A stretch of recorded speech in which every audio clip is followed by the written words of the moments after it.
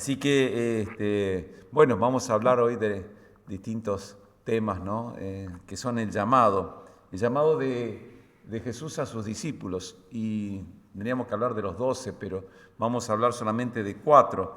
Así que vamos a ir viendo, a ver si... Bueno, para empezar a hablar me gustaría contar un poquito. El Señor Jesucristo llamó a sus discípulos y Él lo hizo en forma, habría que considerarlo a los 4 grupos, a los 3 grupos que formó de 4. Y acá tenemos justamente a 4. Y quisiéramos leer primero Juan, para que ustedes lo tengan, el primer capítulo, del 38 Lucas 6, del 12 al 16. Vamos a ir leyendo para ir poniéndonos en nuestro tema. Lucas 6, del 12 al 16, dice que en aquellos días él fue al monte a orar y pasó la noche orando a Dios. Y cuando era el día, llamó a sus discípulos y escogió a 12 de ellos, a los cuales también llamó apóstoles.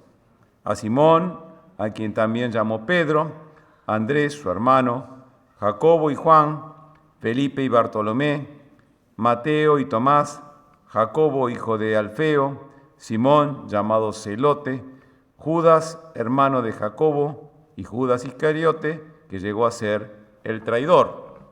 Bueno, ahí lo tenemos. Bueno, ¿quiénes tenemos aquí? Tenemos a los 12, que eso es lo más importante para que todos lo podamos ir recordando, ¿no? Sería bueno muy bien pensar día a día, ¿no es cierto?, en estos nombres, como las 12 tribus, como esas cosas que uno tiene que empezar a recordar, no solamente pedírselo a los niños que lo hagan en la escuela dominical, sino que también nosotros tenemos que hacerlo. Y bueno, los 12 discípulos, hoy vamos a ver entonces a los 2 primeros, Pedro y Andrés, su hermano, Felipe y Bartolomé. Tal vez una selección de fútbol nos acordamos más, ¿no? Empezamos a decir los nombres de los 11 titulares que entran al campo. Bueno, en este caso tenemos ahí la línea de 4, la primer línea de 4. Y en esa primera línea que tenemos aquí, vamos a ver ahora en la siguiente un llamado especial. Y dice...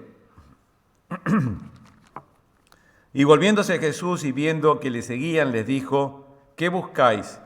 Ellos le dijeron: Rabí, que traducido es maestro, ¿dónde moras? Les dijo: venid y ved. Fueron y vieron dónde moraba y se quedaron con él aquel día, porque era como la hora 10. Andrés, hermano de Simón Pedro, y uno de los 2 que habían oído a Juan el Bautista, y habían seguido a Jesús. Este halló primero a su hermano Simón y le dijo: hemos hallado al Mesías, que traducido es el Cristo. Y le trajo a Jesús, y mirándolo a Jesús, dijo: tú eres Simón, hijo de Jonás, tú serás llamado Cefas, que quiere decir Pedro. Entonces aquí lo primero que tenemos es a uno, hermano de Pedro. Y antes, ¿qué habíamos leído de Andrés? ¿Cómo se lo llamaba? Andrés, hermano de Pedro. Te pasa muchas veces que, vos sos tal, el hermano de tal, porque el otro es el principal. Ustedes saben que cuando el presidente Kennedy fue a Berlín, ¿no es cierto?, la esposa había tenido tanta fama y todo el mundo estaba atrás del vestido Jackie, de todo lo que significaba Jacqueline Kennedy en aquel momento, que tenía mucho seguimiento. Entonces, cuando él sube a la plataforma a hablar en Berlín, él se presenta y dice: mucho gusto, yo soy el esposo de la señora de Kennedy, porque la señora había tenido más fama que él en ese momento, ¿no? Y uno lo que alcanza a ver en este caso es que Pedro era el principal, pero Andrés era el hermano. Y en esto uno tiene que ver lo que sigue, justamente, que para Andrés hay un llamado, y el llamado es justamente el que facilitaba los encuentros.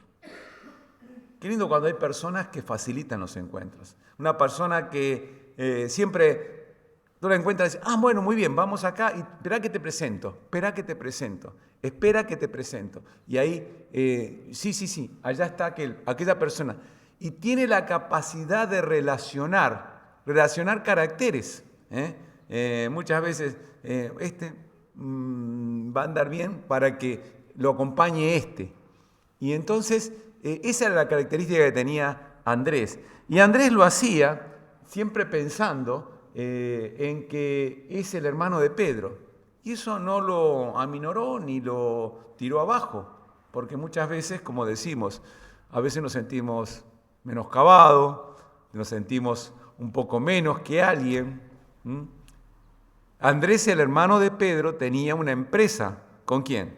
Con Pedro, donde no me cabe duda que Pedro sería el jefe. Y en eso, aunque era del padre, trabajaban con el padre, también, porque se lo menciona, hijo de Jonás, ahí él era el que estaba de segundo.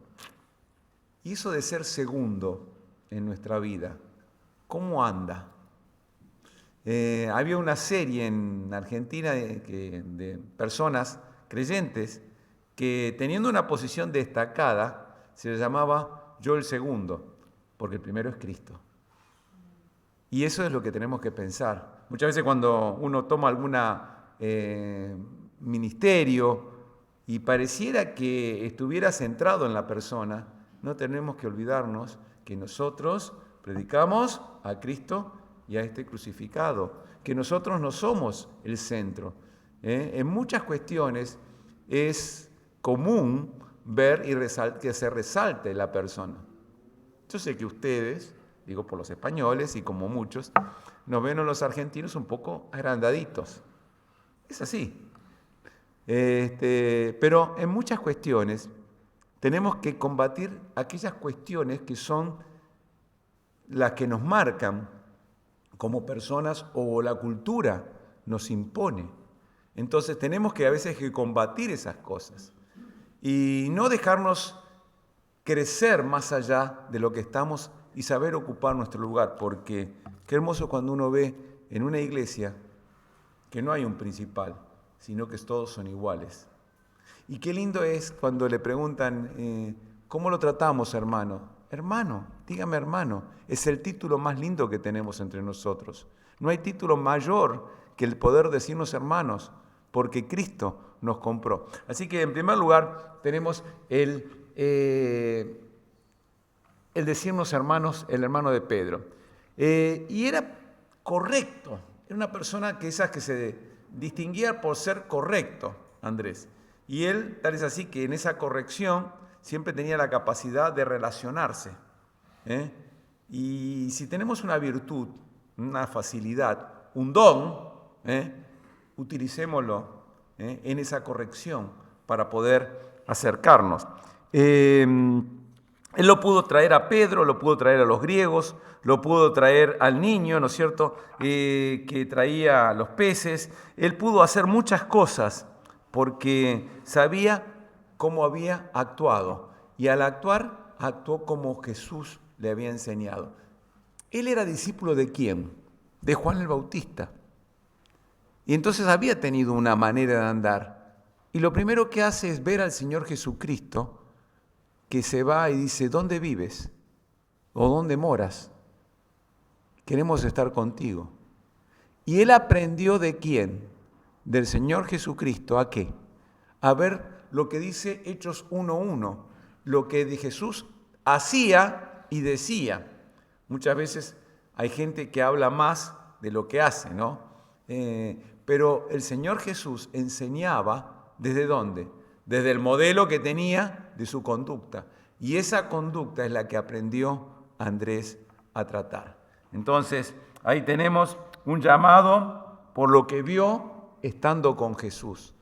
Él, cuando vemos a Jesús, vamos a poder encontrar un modo de ser llamados diariamente a actuar como Él.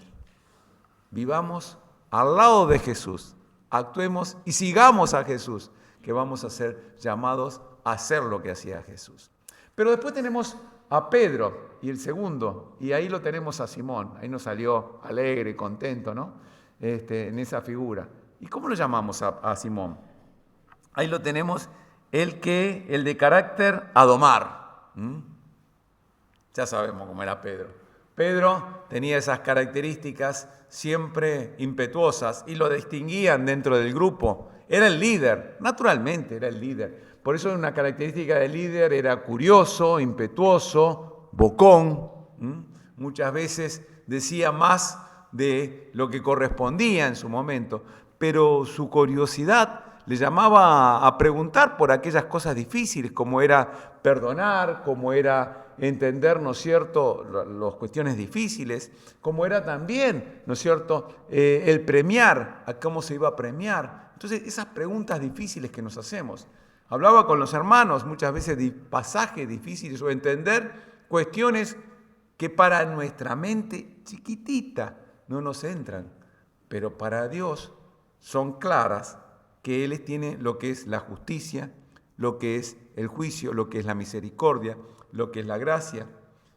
Porque si algo no entendemos es cómo nosotros, siendo pecadores, Dios nos miró. Cómo nosotros, con la capacidad de caer siempre, Dios nos perdona. Bueno, Pedro tenía esas preguntas y estaba siempre involucrado en la acción. El impetuoso actuaba antes de pensar, y es una cuestión que muchas veces lleva a cometer errores. No se va a equivocar el que no hace nada, eso quédense por seguro, pero el que trabaja en la obra siempre a lo mejor puede pasar algo, y el que está haciendo algo hay que estimularnos unos a otros y no quedarnos, porque desde la tribuna es fácil mirar cómo se juega el partido, pero hay que estar en la cancha, como decimos siempre, en el terreno. Y en el terreno nos quiere el Señor a todos. Por eso hay un llamado a la acción.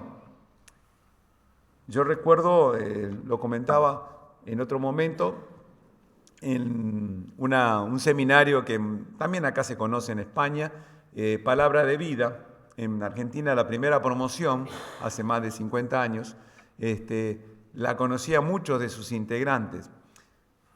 Y entonces el hermano que formó el grupo allá empezó con aquellos de la iglesia que eran no los dóciles, todos los difíciles, los que los pastores no quieren trabajar. Oh, qué difícil que es este muchacho, siempre haciendo las preguntas difíciles, las situaciones, nos pone siempre en problemas, hay que sacarlo de tal lugar.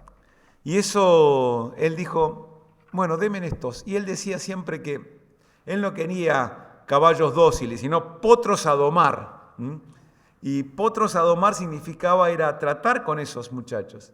Gracias a Dios, la gran mayoría de ellos que empezaron, grandes siervos de Dios, hoy ellos cuentan su testimonio, lo difícil que fueron para sus padres, para los pastores, para los maestros, para todas las personas. Pero que Dios cambió caracteres porque tiene el poder suficiente cuando son manejados por el Espíritu Santo. Entonces, llamado porque vio capacidad para ser dominado por Jesús. Y el poder de Jesús domina lo más fuerte y puede cambiarnos de manera trascendental.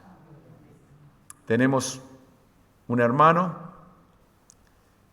que era el hermano de Pedro, pero Pedro era el que también era el dueño de la empresa y dueño de la casa, porque también se la menciona, y dueño de la barca, porque también la tenían. Y entonces muchas cosas dejó Pedro por seguir al Señor. Cuando escuchó el llamado, cayó a los pies: Señor, soy pecador, aléjate de mí. Y el Señor dijo no. Y el Señor, aunque lo negó, lo restauró y hizo de él uno de sus principales motores para iniciar la gran empresa que es la iglesia que nosotros pertenecemos y que nos ha llegado hasta hoy. Vamos a ver los otros dos y vamos a leerlo. Y cuando lo leemos ahí, ya en el capítulo siguiente, dice, o en el pasaje siguiente dice: al siguiente día, acuérdense que el día anterior, quiso Jesús ir a Galilea y halló a Felipe y le dijo: sígueme. y Felipe era de Betsaida, la ciudad de Andrés y Pedro. Felipe halló a Natanael y le dijo: hemos hallado a aquel de quien escribió Moisés en la ley, así como los profetas, a Jesús, el hijo de José, de Nazaret. Natanael le dijo: ¿de Nazaret puede salir algo de bueno? Le dijo Felipe: ven y ve. Cuando Jesús vio a Natanael que se acercaba, dijo de él: he aquí un verdadero israelita, en quien no hay engaño. Le dijo Natanael: ¿de dónde me conoces? Respondió Jesús y le dijo: antes que Felipe te llamara, cuando estabas debajo de la higuera, te vi. Respondió Natanael y le dijo: Rabí, tú eres el Hijo de Dios, tú eres el Rey de Israel. Respondió Jesús y le dijo: porque te dije, te vi debajo de la higuera, ¿crees? Cosas mayores que estas verás. Pasaje fundamental, por varias razones. Y vamos a ver en primer lugar a don Felipe. Don Felipe es el que calculaba. Ahí lo vamos a ver. ¿Por qué calculaba? Porque siempre era el que tiene el razonamiento. Muchas veces preguntan, ¿nosotros tenemos que actuar únicamente por fe? La fe tiene que estar apoyada también en creer lo que nosotros entendemos con nuestra capacidad que el Señor nos da y nos revela el Espíritu para poder dar testimonio y dar defensa del Evangelio. Eso es lo que se llama la apología, la defensa del Evangelio. Porque no somos fanáticos, sino personas que hemos razonado y entendido. Y cuando cantamos, no lo cantamos solamente por emoción, que la tenemos, sino también con el espíritu y el conocimiento de lo que estamos cantando. Nosotros nos movemos porque hemos entendido plenamente en quién creemos. Y cuando creemos en el Señor Jesucristo como nuestro Salvador personal, entendemos que Él es Dios, que se hizo hombre, que vino a este mundo, murió en una cruz, porque la justicia de Dios demandaba un pago muy grande por nuestros pecados. Y ese pago se hizo en la cruz por la víctima apropiada, santa, sin mancha, que era el Señor Jesucristo. Y ese sacrificio llevó a que los pecados nuestros, tuyo y mío, fueran pagados. Y hoy se estableciera una relación con Dios de poder ser hechos hijos de Dios por creer en Él como nuestro Salvador personal. Entonces, este hombre que calculaba, cuando vio la multitud, Señor, despídelo porque hay que darles de comer. Y ni 8 meses de sueldo, que eran 200 denarios, alcanzarían para pagar todo esto, la comida de toda la gente que tenemos aquí. Calculaba, hizo rápido los números. El contador acá en la iglesia siempre, ¿no? Está con los números atentos. Che, esto no va a alcanzar. Digo, me salió del che, no quería decir che. Y ya sale rápido el movimiento de lo que hay que invertir. No sé si tengo tiempo, pero siempre, ustedes saben una historia había un concurso de fuerza y venía gente con mucha fuerza. Y entonces había que exprimir un limón. Y entonces lo exprimía y sacó un vaso. Viene otra persona mucho más fuerte, que tenía bien desarrollada en el gimnasio, y saca un vaso y medio. Y viene una persona muy débil, una persona mayor, y lo aprieta el limón así, 1,5 litros. Y ese es el contador de la iglesia, el tesorero. Porque siempre el tesorero sabe sacar mucho más de lo que hay. Bueno, esa es un poco la historia de Felipe. Felipe sabía que para llegar al Padre no solamente había que conocer el camino. Y en Juan 14 le dice al Señor: muéstranos a Dios, al Padre, y con eso nos basta. Y el Señor, ¿qué le dice? Tanto tiempo estoy con vosotros y todavía no sabes que me ha visto a mí, ha visto al Padre. Entonces, el razonamiento que le hace hacer a Felipe lo transforma en una persona que no solamente calculaba, sino que además, como pescador, también era pesimista, porque sabía que si no se pescaba no se comía. Era pesimista en el pensamiento, era pensativo, pero de un corazón de evangelista, porque él fue el que llevó a muchos al Señor. En primer lugar, ¿a quién llevó? A Natanael, que lo hemos leído. Y él tenía un corazón, y se lo conoce en muchas cuestiones, como un evangelista. Y así en la historia nos cuenta que llegó a grandes lugares. Por eso falta dar un paso más a nuestro razonamiento, la fe y confiar en el Señor. No solamente razonamos, sino que también pensamos. Por eso también Felipe podemos decir que es la siguiente, es llamado porque escuchó claramente, sígueme. Necesitaba las cosas claritas. A veces, ¿cómo me habla Dios? Y a veces las palabras están claras que uno tiene que pedirle al Señor. Háblame claramente a mi corazón hoy, Señor. Y a Felipe fue necesario decirle, sígueme. ¿Qué hace falta decirte hoy para que le digas al Señor, quiero ir tras de ti? Que te llame por tu nombre, Antonio, Ramón, Domingo, Ita, no sé, todos los que están aquí, cualquiera, Gustavo. A veces me tiene que sacudir el Señor de alguna forma para que conteste y entonces uno responde. Y vamos al último de los que tenemos aquí, a Natanael, también llamado Bartolomé, el que discriminaba. De esto conocemos bastante. En todo país están los del norte, los del sur, los del este, los del oeste. Siempre. Se dice el que está allá en el extremo y son los de allá, los del fondo. Y cuanto más cerca de la capital o del poder, parece que tuvieran otra forma de mirar al ciudadano de ese lugar. Nos pasa en muchos lados. Y aquí lo primero que dice Natanael, que era de Caná, un pueblo más chiquito que en Nazaret. Entonces lo primero que dice, de Nazaret puede salir algo bueno. Entonces vamos a ver que buscaba a quien tuviera la palabra de Dios también. Por eso dice, de Nazaret puede salir algo bueno.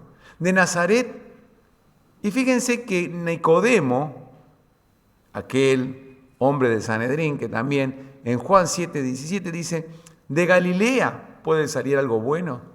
Y muchas veces estaban también en 2 Corintios 4:3-4,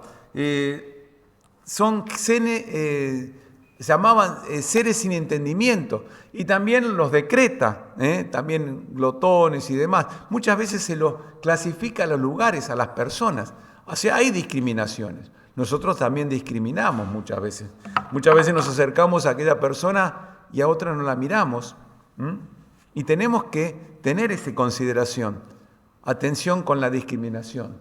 Pero este hombre buscaba a quien tuviera la palabra de Dios. Y fíjense algo muy importante. En las casas de Israel de aquellos tiempos eran casas calurosas. Y entonces había que estar en un tiempo más fresco. ¿Y dónde se podía ir a un lugar más fresco? Donde haya una hoja ancha, una planta grande. ¿Cuál podría ser? La higuera. Y entonces ahí se estaba sentando, meditando. Por eso el Señor, que todo lo ve, te vi. Y te vi debajo de la higuera. Y un hombre que está debajo de la higuera estaba orando, meditando, pensando en la palabra de Dios, porque el Señor se lo dice. ¿Qué le dice? Aquí un verdadero israelita. Un hombre que buscaba a Dios y en ese lugar, meditando, ¿cuándo vendrá el Mesías? ¿Cuándo estará? Y Felipe le dice, lo hemos encontrado. Y cuando Felipe le dice eso y se lo trae al Señor, y el Señor le dice, he aquí un verdadero israelita, ¿cuál fue la respuesta de Natanael? Natanael dice, Rabí, maestro. enseguida. Reconoce la autoridad de quien le está hablando. No fue necesario decir más nada, porque sabía y conocía el corazón de aquel hombre. Un hombre sincero, sin prejuicios. Fue llamado porque fue atraído al conocimiento de Jesús. 4 personas, 4 llamados diferentes, 4 consideraciones que tenemos que ver. Y hoy, cada uno de nosotros estamos aquí y hemos entendido que estamos ante el Señor. Y hay una cosa que cuando hablamos del llamado, no lo dije al principio, pero me parece oportuno decirlo ahora, nosotros consideramos que son 2 etapas. Algunos se dice que son 2 etapas. Una etapa es la de la salvación y entender que soy un hijo de Dios porque entiendo el mensaje de salvación. Y una posterior, a lo mejor muy alejada, a lo mejor a veces, como se la considera, que es la del llamado al señorío, porque ahí tomo paso al bautismo, a un compromiso, porque comprendo la obediencia.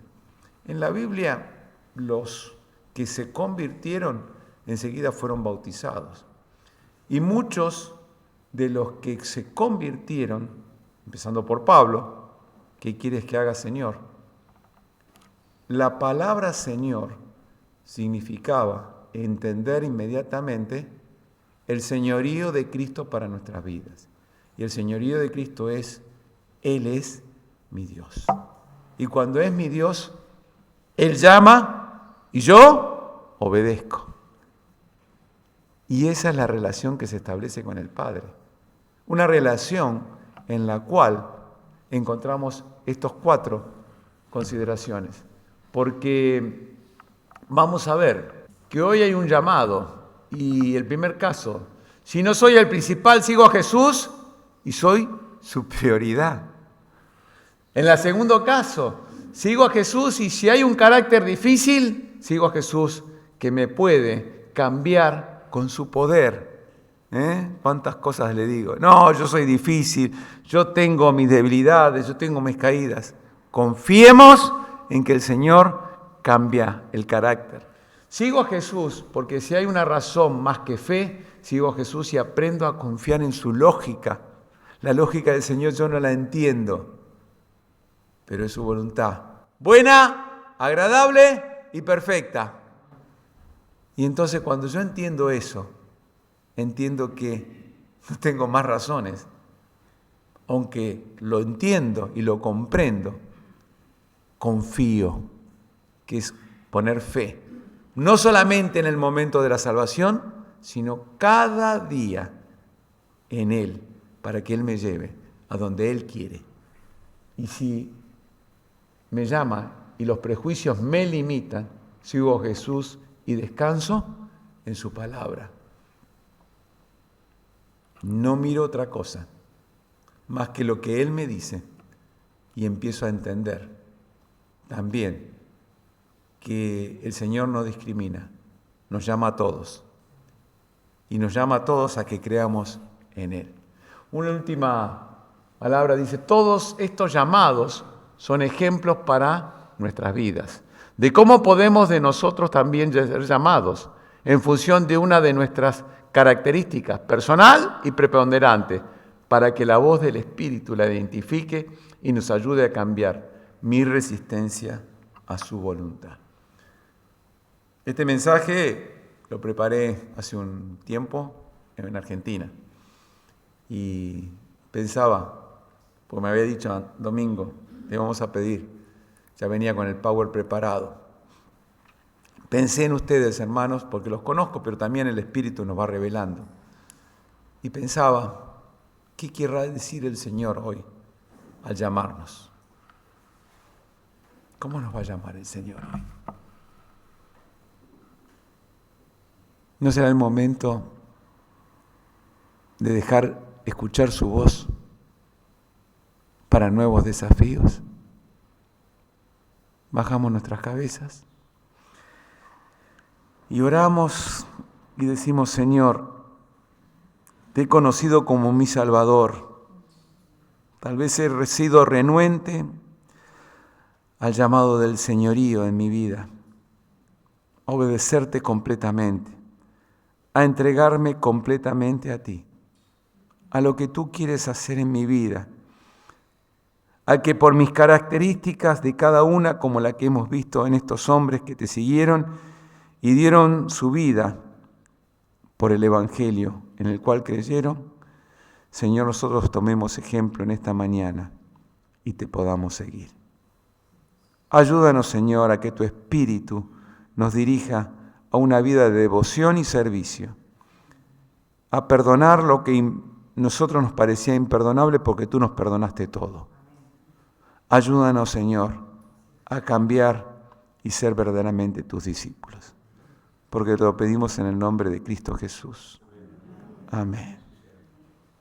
Y si en esta mañana hemos hecho esta oración, sería bueno que también tomamos una decisión y que la Iglesia nos sintamos llamados a ser discípulos del Señor. Que el Señor nos bendiga.